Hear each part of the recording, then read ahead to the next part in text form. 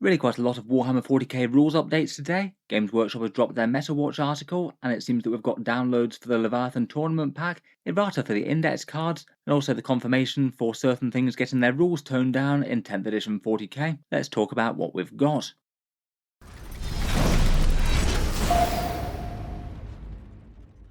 Hello and welcome back to Warspecs Tactics, where today I thought we'd talk through Games Workshop's Warhammer 40k update. There's some really quite interesting clarifications as to balance updates, which are apparently going to be coming next week, information as to when 40k is going to be balanced after that, and then big changes to rules via a tournament pack and the errata for some index cards.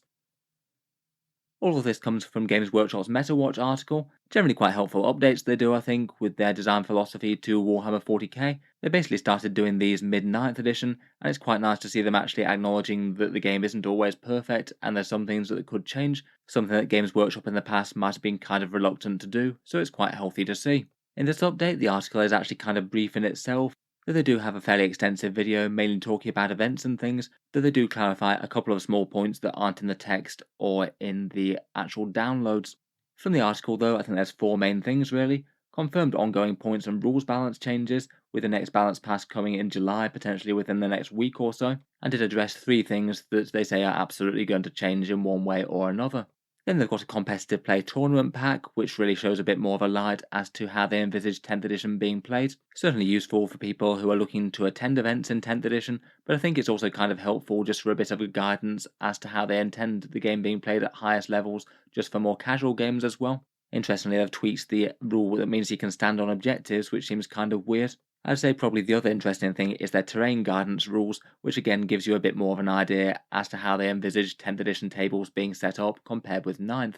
Otherwise, there is a bit of errata to the index cards, though I'd say it's probably not the most exciting thing. These ones are changes to the actual index cards that are printed and are just bringing them in line with the digital downloads, so it's not actual bug fixes for the downloads themselves. Sounds like they're going to be dropping sometime next week. Let's get into it though, and it seems that with their balance changes and updates, they really have been listening to the community and initial reports of first games. The first initial balance pass for 40k 10th edition will happen in early July. They said next week a couple of times, though I guess it's not impossible, it could be delayed a bit beyond that. And the main aim for this is going to be things that have just turned out to be stronger than they really expected they would be. Perhaps in a similar sort of way to how they slapped Deathwatch with the big nerf to that Hellfire round stratagem, which is probably a good thing given that it could belt out around about 100 mortal wounds a turn if you built for it. First up, they have confirmed that points will be updated for certain units in this balance pass. It's not just going to be purely messing around with rules and things, and I think that's fair enough, as I feel like points are probably the best way to address certain units in the game, maybe ones with just excessive stat lines like those Desolation Marines. The other thing that they did specifically call out as well were Eldari Fate dice being changed somehow. My first guess for this would probably be how sixes feed into devastating wounds. This one seems like it's a similar sort of interaction with the Deathwatch really, just perhaps a surprisingly easy way to get a massive amount of mortal wounds on your foe, almost guaranteed. Usually that tends to cause problems just about however it manifests. Eldari definitely have a lot of powerful stuff, and I don't think anyone's against them being kind of strong, but there's a lot of armies that just don't really have too much hope against them. Perhaps one of the main causes being Farseers throwing automatic 6-faced dice into the various D weapons like the Wraith Knight's Heavy Wraith Cannon or the D Cannon Battery. Both of those kind of able to ignore line of sight blocking terrain and belt out a bunch of mortal wounds on a key unit. I feel like at least breaking or restricting that combo somehow will be a very good idea. Even with that happening though, with the amount of rerolls and movement shenanigans that Eldari gets, they'll probably still be very strong. Another thing that was mentioned was that some forms of indirect fire will also be changed. For this one, I kind of hope that they choose to tackle it with points cost of individual units, as opposed to some sort of broad sweeping nerf for indirect fire game-wide. They did specifically mention the Desolation Squad, which probably means that they're going to be going up in points, though I think just about everyone could see that coming as soon as their rules came out. They're able to stack with some very decent indirect damage fire, and they can do that in addition to really quite powerful crack missiles on top of that. There definitely seems to be a lot of argument that they're one of the most undercosted units in 40k 10th edition right now. Personally, I think that the right way to address it would probably be to just identify all the indirect fire units that they think are too powerful and increase the points costs of them, rather than slapping indirect fire in general with some sort of further debuff. You already get -1 to hit and the benefit of cover if you're targeting out of line of sight. But to be honest, I don't think it really matters what the system of indirect fire really is if you still have ones that are undercosted for certain armies. If you just make indirect firepower even worse game-wise, then you just ruin all the ones that are kind of balanced already, and tone down the stuff that's really good to merely okay. For that reason, I hope they take a bit more of a surgical approach and just actually identify the indirect fire units that they think are too strong, give them a bit of a points bump, and just make sure that they're paying a bit of a premium for the very powerful ability to fire behind terrain and hit hidden units. Finally, they did also mention the towering rule, which we talked about in a video earlier in the week. That's the rule that basically allows knights to both shoot and be shot across certain terrain pieces. In some ways, it is kind of handy, as these Titanic units now are no longer in a situation where they can be shot but not shoot back. That always felt weird. But on the other hand, the way that it's implemented means that towering armies like Imperial Knights on some tables will just be able to see basically whatever they want. If you're playing on a table that's got a whole load of ruins with windows, you might not be able to hide virtually any of your units against a knight army, and they might just be able to gun you off the table turn 1 in a massive alpha strike. I think there's multiple different ways that they could make a fix for that. Maybe give you a -1 to hit if you're hitting units that would normally be obscured, or maybe count as gaps in ruins like windows to be filled in against towering units. It'll be interesting to see what they come out with there. Generally speaking though, I think it's very positive stuff. Shows that they're in tune with the actual problems of 40k 10th edition that could do with addressing, and hopefully when they come out of this, the things that were overpowered will just be a bit more balanced, but not broken into unusability. From there, they've also clarified some actual dates for further points updates to Warhammer 40k. In previous interviews and videos, they'd said that points updates would come 4 times a year rather than the normal twice a year, but balanced data slates would be a bit more infrequent. They'd come only twice a year for actual changes to rules of the game, as opposed to the 4 times that we have currently. I'd agree with them that that probably seems kind of sensible. It means they can actually address certain problem units and not just have to try and address a few overpowered or underpowered units by entire rules changes that sweep across entire factions. Have confirmed that beyond this July update that's coming in the next week or so, the points updates will be in mid-September and the next balanced data slate will be in January. Pretty interesting stuff, and seems like a good way for 10th edition to go forward. I feel like there is going to be a bit of a running in period where there's a fair few armies that are a bit underpowered or overpowered, so hopefully the armies that are really struggling at the moment will get some nice boost in September. As it goes, there isn't quite as long to wait as balance updates for 40k have often been in the past. Next up, let's talk about these 2 downloads then. I'd say out of the 2, the more interesting one is the 40k tournament pack, which I think is interesting enough whether or not you're playing events. The main aim for this is to help out with tournament organisers, to help organise play and make games a bit more fair and streamlined in a tournament setting, and players just aren't undone by an unlucky draw of cards from the mission deck to determine a slightly weird mission that's a bit out there and doesn't work for their forces. I think there's pros and cons to that, and I think that you certainly could have a decent event that has randomised missions, but often for competitive games you want to try and remove most elements of randomness, so that the things that actually determine the winner might be the best general and the actual luck of the dice on the board, as opposed to off-the-board things. I do quite like the way that it also comes with a little bit of an afterword as to the general spirit of 40k competitive play, just emphasising that for most people it is all about just having fun, having some good games of 40k, and having a genuinely good interaction across the table, which I think a lot of people from the outside looking in are perhaps a bit too quick to ignore. In any case, in this tournament pack, besides that, there's some preset missions designed to be a little bit less random and pick combinations that aren't going to massively skew to one army or the other, at least for the most part. One of the most interesting things is their terrain guidance and how they envisage 10th edition missions being played with certain maps of terrain. There's Errata 2-3 different cards in the deck for competitive play, just tweaking some victory points and things, a change to units moving over objectives, and some advice on pairings and rankings. Starting out with that objective rule though, I feel like that's actually one of the biggest changes to this. This one is actually basically a core rule change between competitive play and regular match play 40k, and it means that in competitive play games you're allowed to end your move on top of objective markers rather than have them sort of block your way a bit. I feel like this is a really sensible change and probably something that they just shouldn't have bothered with in the core 10th edition rules to start with. In 9th edition there was nothing to stop you ending a move on top of an objective marker, but in 10th edition you're not allowed to. The main idea of that is if people have got some fancy 3D objective markers, I think, which you might not physically be able to put your model on top of if you're using some nice sculpted things. Plus I guess it also has the advantage of keeping the objective marker visible at all times. The downside though is that in 40k you often have models with really quite big bases or profiles, and them not being able to end a move on top of an objective marker could actually make objective markers really mess with movement. Say you might have enough move to get another, say like 3 or 4 inches forward, but if you've got an objective marker in the way that you just can't quite get to the other side of, that's effectively going to block your movement, and you might have to finish your move behind it. It can be a little bit janky and weird with fighting close combats as well. you might almost be able to defend your unit a little bit by parking them next to an objective, which again I think is very odd indeed. In any case, for competitive play, you're allowed to end your move on top of an objective marker. I feel like it might have just been sensible for them to keep that for the core rules and not have this weird disconnect between the core rules and organised play now. Otherwise, their terrain guidance is interesting. Games Workshop have come out with a set of 4 different terrain maps, like this one on the bottom right here, plus a few basic bits of advice for people setting up maps in general. Their advice is that generally terrain pieces should be around about 4 inches between each other. That way you make sure that big models can actually move between them, and you're not going to have models like knights unable to pass between ruins and things. That one does seem very sensible to me. They advise plenty of line of sight blocking terrain, particularly with a focus on ruins if you don't have big tall bits that actually block line of sight physically. Their terrain maps seem to be very heavy on the ruins type terrain.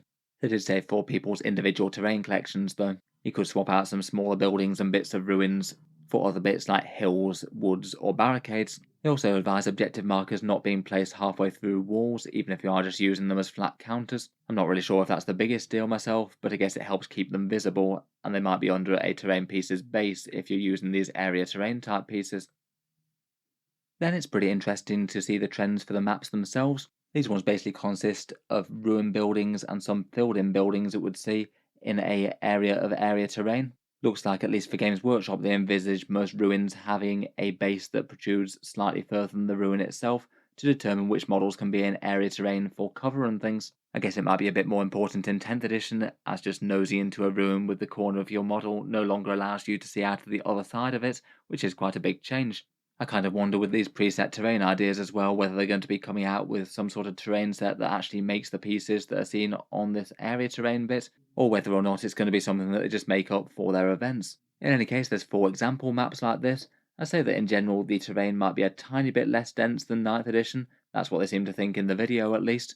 On this one it looks like the big filled in ruins are generally supposed to be greater than 4 inches in height, whereas the thinner lines are supposed to be between somewhere under 4 inches and maybe under 2 inches in places, so maybe functioning a bit more like battlefield debris as opposed to things that are going to actually obscure line of sight. Then also in the terrain pack there's a whole bunch of preset mission ideas. There's quite a lot of them, all the way from A to O on this table. In each of these you get a primary mission, a mission rule, a deployment map, and then a terrain layout. Seems that all of them are designed to work with terrain map 1, and quite a lot of them have no special rule, just the chilling rain special rule as the additional twist, which I think maybe isn't the worst, as it just feels a little bit arbitrary sometimes when you have to remember the additional special rule on top of the primary mission and the secondaries you're playing. Looks like a lot of them that do have chilling rain though have the option for a second version with the same primary mission, but with a mission rule in place. Then there's a few minor changes to the scoring of certain cards. Deploy, teleport, homer, and behind enemy lines are changed a little. Small tweaks to the victory points there on 2 fairly strong objectives, and there's a small bit of clarification to the deploy servo scores one, saying that the objectives that you achieve here aren't cumulative, and it's either the 2, 5, or 8, not all 3. Then there's also a bit on pairings and rankings advice for 40k tournaments, a lot more relevant to tournament organisers than the average players, though I still find it kind of interesting. For some reason they don't explicitly say to just use best coast pairings or tourney keeper, but do talk a little bit as to how to pair players off against each other and how to rank players for the final victory. With Games Workshop's tournament systems, you still go by the first differential of who wins, draws, and loses the most. That seems kind of basic, but then both in terms of how you pair players off against each other and also who places second, third, and so forth, the next differential is by their opponent's win record. So say if you beat a lot of opponents that also went, say, 4-1, you do better than if you manage to beat a couple of opponents who went 3-2. That seems interesting and kind of sensible really, as opposed to having victory points as the arbitrary differential. That's only used third in their final win rankings. I think that is kind of sensible, as victory points can be a little bit skewed from game to game. You could still potentially completely dominate a game but not actually score a full victory point set, compared with, say, an opponent who scores very highly but allows their opponent to do so too. And I guess it also addresses things like opponents realising they've got no chance early on and basically allowing their opponent to basically score what they want because they've kind of already lost. Overall seems sensible enough, and they also talked about the psychology of pairing players against people who've had similar experiences, say having 3 wins and then 1 loss later on, as opposed to a loss early and then winning lots of times later.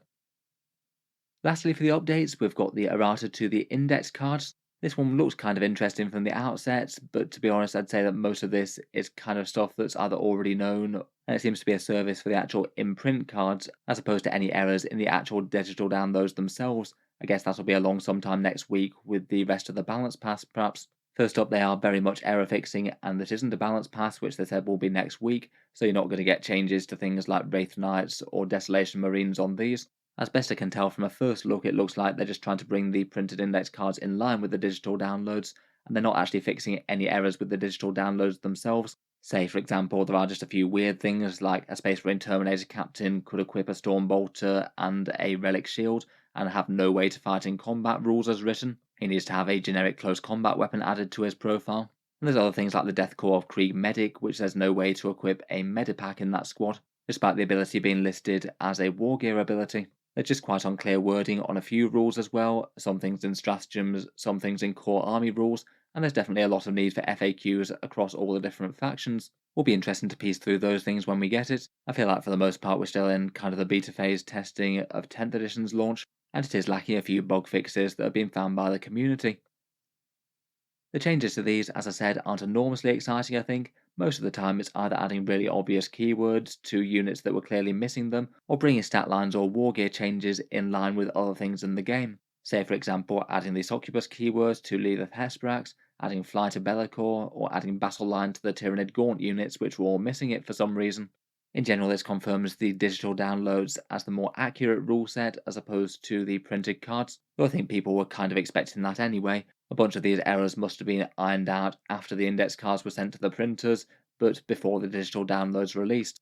They also do add in that errata to the Deathwatch Hellfire round stratagem, the one where they said that you can't get devastating wounds on a 2+ versus infantry with a bunch of stuff. The one that in theory across multiple squads with multiple copies of the stratagem in the same phase, you could average something like 100 mortal wounds on certain infantry with heavy use of other buffs and Oath of Moment. Let me know your thoughts on the updates anyway. I feel like the promised balance passes is perhaps one of the most exciting things out of this, though it is kind of cool to get their philosophy on tournament missions and how they expect them to be unfold. And for people with the index cards, it's good to have some clarifications to iron out their obvious typos. All broadly positive stuff. Quite nice to have these changes come at least fairly quickly if they're going to make them. Not make us wait 6 months for them down the line and have people buy up all the overpowered models and things, and also clearly communicate their philosophy with the changes. If you've enjoyed the video discussion, then feel free to subscribe to Auspex Tactics, or I'll certainly keep the regular 40k updates coming. I do tend to post new ones just about every day. Finally, if you have been enjoying all the videos on the channel, I would just like to mention that Auspex Tactics does have a Patreon page as well, and you can find that linked in the video description below. Channel patrons do get a fair few advantages, seeing certain videos early, regular votes to see what sort of things happen next on the channel, and automatic entry into the regular prize giveaways with a chance to win some big model kits each month. If any of that sounds good to you, or you'd just like to help support, the link is down in the video description. In any case, a massive thank you for listening, and I'll hope to see you guys next time.